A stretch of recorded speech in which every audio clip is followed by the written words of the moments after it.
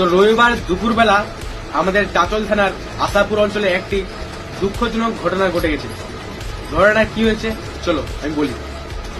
একটা মহিলাকে একটা ছেলে খারাপ কথা বলছিল বা ছেড়খানি করছিল, তখনই একটা বিজেপি প্রার্থী এবং আইনজীবী কিরণ সাহা তাকে এসে বিরুদ্ধ করে যে কেন তুই এরকম করছিস। তখনই সেই ছেলেটি উগ্র মিজাজি হয়ে তার উপর চাকু চালায়, ধারালো অস্ত্র চালায়।